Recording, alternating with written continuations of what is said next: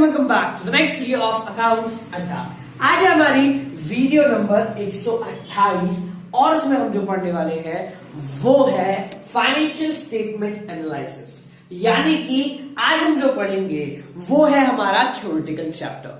Theoretical chapter है, छोटा सा चैप्टर है, जल्दी से खत्म करेंगे और फटाफट से आगे बढ़ेंगे। सो गाइस, क्या है फाइनेंशियल स्टेटमेंट एनालिसिस, वो आज इस वीडियो में हम देखने वाले हैं और साथ में देखने वाले हैं कुछ इंपॉर्टेंट टर्म्स जो कि हमारे प्रैक्टिकल से रिलेटेड है या प्रैक्टिकल्स में पूछी जाती है या फिर एक मार्क वाले क्वेश्चन में पूछी जाती है in our board examination. So make sure to watch out this video. देखो क्या है फाइनेंशियल स्टेटमेंट एनालिसिस। पिछली वीडियो में हमने पढ़ा था कि फाइनेंशियल स्टेटमेंट्स क्या होते हैं, statement of P&L, balance sheet, ये सब फाइनेंशियल स्टेटमेंट्स होते हैं।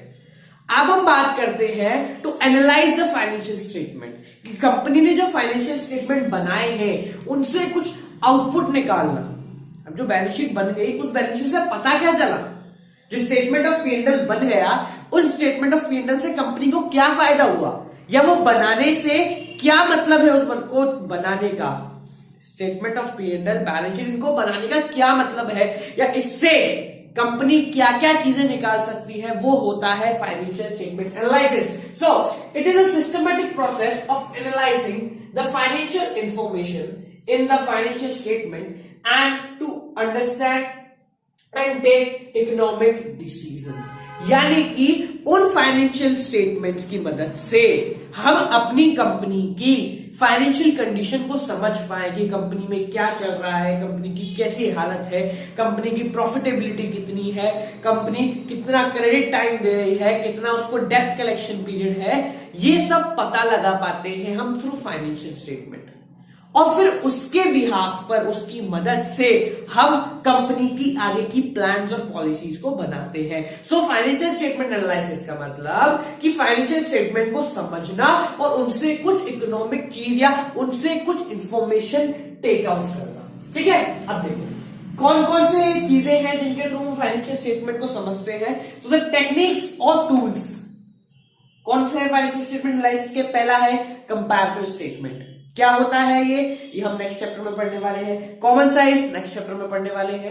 रेशियो एनालिसिस और कैश फ्लो स्टेटमेंट हम पढ़ चुके हैं। ये दोनों चीज हम पढ़ चुके हैं। हमने देखा था कि किस तरीके से रेशियोज की मदद से हम बता सकते हैं कि कंपनी की करंट पोजीशन कितनी है, कंपनी की प्रॉफिटेबिलिटी कितनी है, कंपनी का ग्रॉस प्रॉफिट रेशियो कितना है। तो रेशियो एनालिसिस की मदद से हम कुछ ना कुछ इंफॉर्मेशन निकाल सकते हैं। ठीक है, कैश फ्लो स्टेटमेंट की मदद से हम बता सकते हैं कि कंपनी की ऑपरेटिंग एफिशिएंसी कितनी है, ठीक है, कहां से वो पैसा जनरेट कर रही है। सो ये तो हमने पढ़ लिया है। ये दो चीजें हमें पढ़नी बाकी है जो हम नेक्स्ट वीडियो में देखेंगे। इसके बाद देखो, अब बात आती है कितने तरीके के होते हैं फाइनेंशियल स्टेटमेंट एनालिसिस। ठीक है, तो देखो सबसे पहला जो एनालिसिस होता है वो है एक्सटर्नल एनालिसिस। एक्सटर्नल मतलब बाहर का, एक्सटर्नल मतलब बाहर का। So external analysis is type of analysis which is made by external और थर्ड पार्टी। ये कंपनी खुद नहीं करती परंतु कंपनी की बैलेंस शीट की मदद से या कंपनी के स्टेटमेंट ऑफ P&L की मदद से बाहरी लोग कंपनी के बारे में प्रेडिक्शंस करते हैं। जैसे फॉर एग्जांपल एक क्या कहते हैं, मुझे कहीं इन्वेस्ट करना है, ठीक है, मुझे किसी कंपनी में इन्वेस्ट करना है, तो मैंने उस कंपनी की बैलेंस शीट उठा के देखी, पिछले 4 साल 5 साल की बैलेंस शीट देखी, P&L देखा, उसकी पॉलिसीज देखी और फिर उसके अकॉर्डिंग मैंने एक अंदाजा लगाया कि भाई हाँ, ये कंपनी आने वाले साल में अगर ये प्रोजेक्ट ला रही है तो इसके अकॉर्डिंग कितना हो सकता है।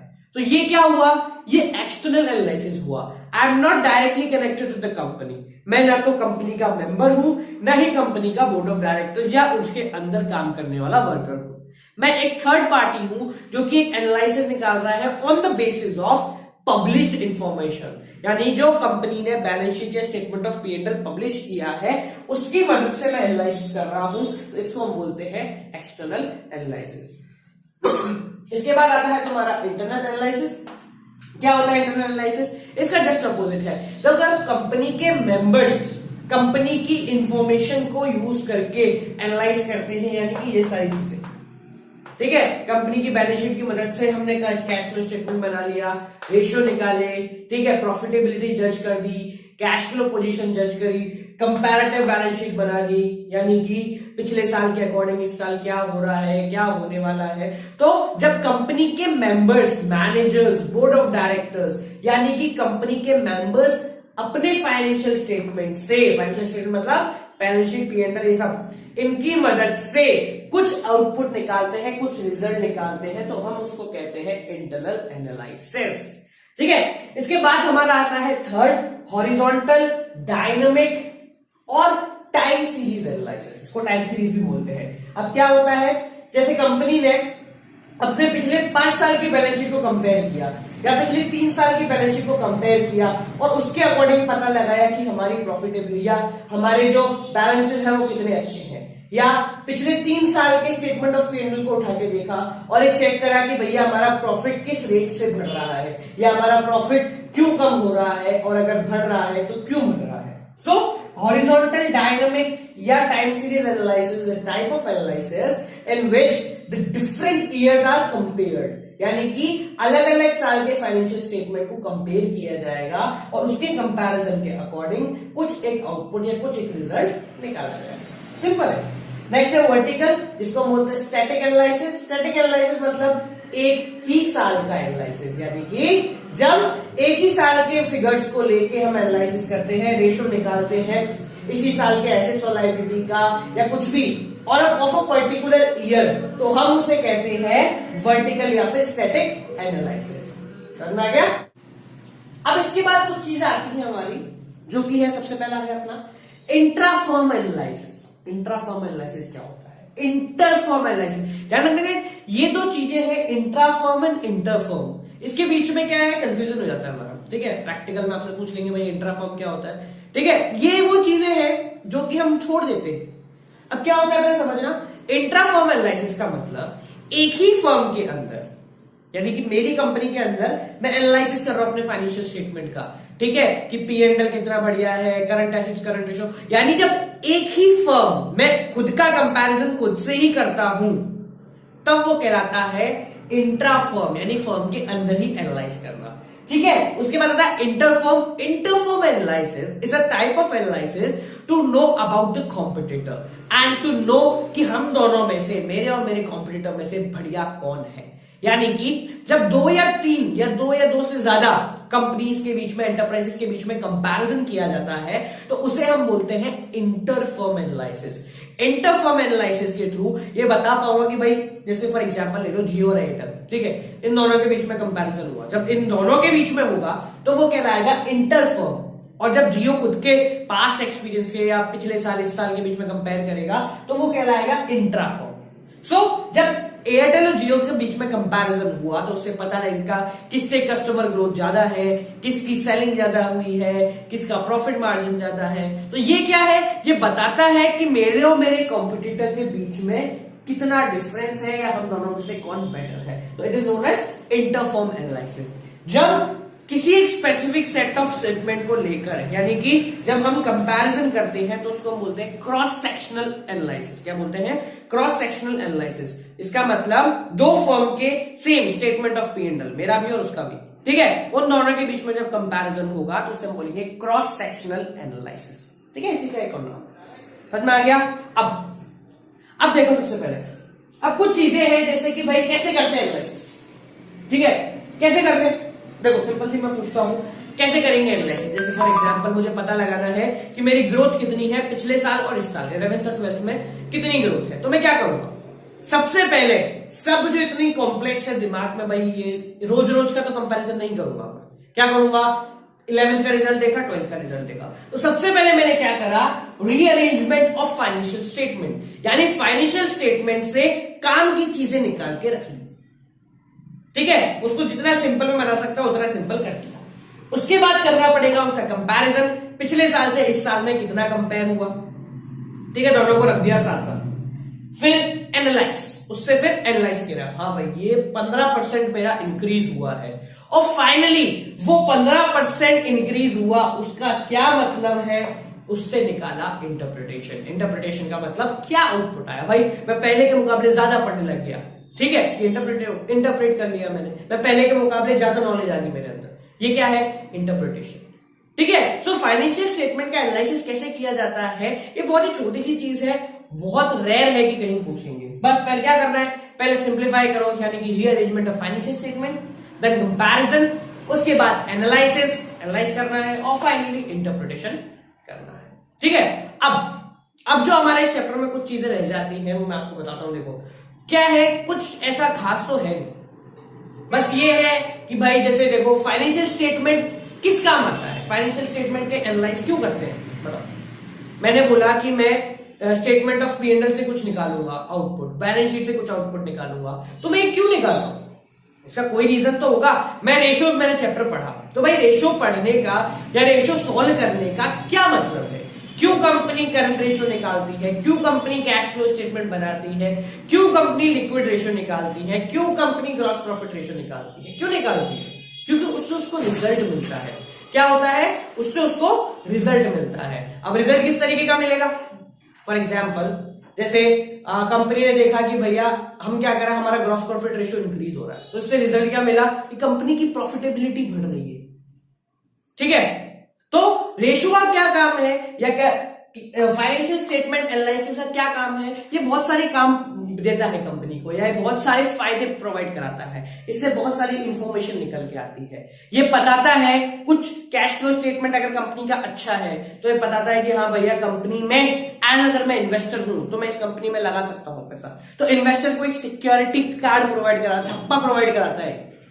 ठीक है, और क्या प्रोवाइड कराएगा, ये बताएगा कि मैं अपनी अर्निंग को कितना अच्छा या मेरे प्रॉफिटेबिलिटी को कितना अच्छा यूज कर पा रहा हूं, मैं डिविडेंड कितना दे सकता हूं। मतलब कंपनी के सारे डिसीजन इस एनालिसिस पे ही डिपेंड करते हैं कि कंपनी अपने फाइनेंशियल स्टेटमेंट को कितने अच्छी तरीके से एनालाइज करती है, या उससे क्या क्या रिजल्ट आते हैं, और उस रिजल्ट से कंपनी नेक्स्ट ईयर क्या प्लान बनाएगी। लास्ट इसमें रह जाता है कि इसके लिमिटेशन क्या है। लिमिटेशन मतलब क्या क्या नुकसान है। अब फाइनेंशियल स्टेटमेंट एनालिसिस मतलब हमारे जो फाइनल अकाउंट्स हैं, बैलेंस शीट है, स्टेटमेंट ऑफ P&L है, इनसे कुछ आउटपुट निकालना, या इनमें हमें क्या दिख रहा है वो एग्जैक्ट चीज बताना। ठीक है, जैसे समझना एक चीज। फॉर एग्जाम्पल मैंने कोई भी भाई साइंस का स्टूडेंट है, उसको एक बैलेंस शीट दिखा दिया, उसको एक स्टेटमेंट ऑफ P&L दिखा दिया, वो क्या करेगा, वो देखता रहेगा और उसको कुछ भी पता नहीं चलेगा क्योंकि उसने नहीं पढ़ा।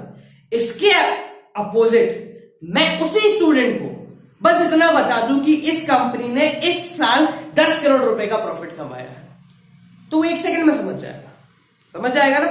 तो फाइनेंशियल स्टेटमेंट एनालिसिस का फायदा क्या होता है कि ये आउटपुट को बहुत ही इजी टर्म्स में बता देता है। मैंने बोल दिया मेरा ग्रॉस प्रॉफिट 20% है, ग्रॉस प्रॉफिट रेशियो 20% है, कोई भी समझ जाएगा भाई प्रॉफिट 20% है। अगर मैं बोलूं कि भाई ये ट्रेडिंग है, इसमें से ग्रॉस प्रॉफिट निकालो, कॉमर्स स्टूडेंट निकाल लेगा, साइंस स्टूडेंट नहीं निकाल सकता। एक नॉर्मल इंडिविजुअल निकाल लेगा, एक बिजनेस कॉर्पोरेट इंसान निकाल लेगा, पर एक नॉर्मल सिटीजन नहीं निकाल पाएगा। So financial statement analysis helps an individual to identify and to get the desired information, जो उसको चाहिए वो उसको मिल जाता है। अब इसके नुकसान क्या है, अब देखो सीधी सी बात है, ये एनालिसिस करने वाला एक व्यक्ति है, तो जो जो नुकसान फाइनेंशियल स्टेटमेंट के हैं वो सारे नुकसान इस एनालिसिस के भी आ जाएंगे। क्या कि सबसे पहला नुकसान क्या होगा, सबसे जानदार सबसे इंपॉर्टेंट नुकसान, पर्सनली बायस्ड। ठीक है, इसमें क्या है, पर्सनली बायस है, हर एक इंडिविजुअल हो सकता है कि कुछ उसने गड़बड़ कर दी हो। ठीक है, और क्या है, हिस्टोरिकल इन नेचर। ठीक है, ignore qualitative things, ignore price level changes को इग्नोर करता है, हिस्टोरिकल है, वही सारी चीजें जो हमने पिछली वीडियो में देखी थी। फाइनेंशियल स्टेटमेंट के क्या लिमिटेशंस होते हैं। लास्ट देखो, विंडो ड्रेसिंग। विंडो ड्रेसिंग मैंने पहले भी बता दी थी, ये भी एक लिमिटेशन है फाइनेंशियल स्टेटमेंट एनालिसिस का। क्या होती है window dressing? Window dressing means manipulating. Window dressing means manipulating the books of accounts, यानी कि मैंने अपने बुक्स ऑफ अकाउंट में करी छेड़छाड़, और उस छेड़छाड़ की मदद से मैंने अपने बुक्स ऑफ अकाउंट्स को दिखाया पहले से थोड़ा और बेहतर, यानी कि पहले के मुकाबले मैंने अपने बुक्स ऑफ अकाउंट को थोड़ा बेटर दिखाने के लिए क्या कर दी, उसमें थोड़ी सी छेड़छाड़ कर दी। इसको हम बोलते हैं विंडो ड्रेसिंग। समझ में आ गया? लास्ट तो गाइस हो गया लास्ट, यानी कि ये था हमारा chapter number 2 financial statement analysis की छोटी मोटी थ्योरी, जिसमें कुछ भी नहीं है, बस ये आपके प्रैक्टिकल के नजरिए से हो सकता है कि कुछ इसमें से पूछ लिया जाए, क्योंकि कुछ और नहीं है हमारे थ्योरेटिकल में, सब यही चीजें आती है। So guys, this is it for today's video. एक चीज सुन लो, बोर्ड्स आने वाले हैं, so stay calm and prepare according to yourself. और बोर्ड्स के लिए उसको ध्यान में रखते हुए हमने अपनी एक नई बुक लॉन्च करी है with the name of golden gates. अब ये गोल्डन गेट्स क्या है, ये किस तरीके से है और ये किस तरीके से बोर्ड में आपकी मदद कर सकती है, वो सब देखने के लिए यहां ऊपर एक आपको दिख जाएगा, यहां क्लिक करिए और एक वीडियो खुलेगी गोल्डन गेट्स के बारे में। तो गोल्डन गेट्स क्या है, ये कैसे बोर्ड्स में आपका सेल्फ एनालिसिस करती है, वो सब आपको मिल जाएगा। और उस बुक को परचेज करने का लिंक भी डिस्क्रिप्शन में गिवन है। सो पहले आप वो वीडियो देखिए कि उस वीडियो में क्या है और गोल्डन गेट्स क्या है। अगर आपने परचेज कर ली है तो गाइस थम्स अप, उसको वैसे ही करो जैसे मैंने बताया है। It would be more beneficial for you. So guys, this is it for today's video. Keep on watching Accounts Adda. Don't forget to like, comment, share, subscribe. और हमारी वेबसाइट है www.soulstruggler.com, जिस पे जाके आप क्लास 12 की सारी वीडियोस को देख सकते हैं।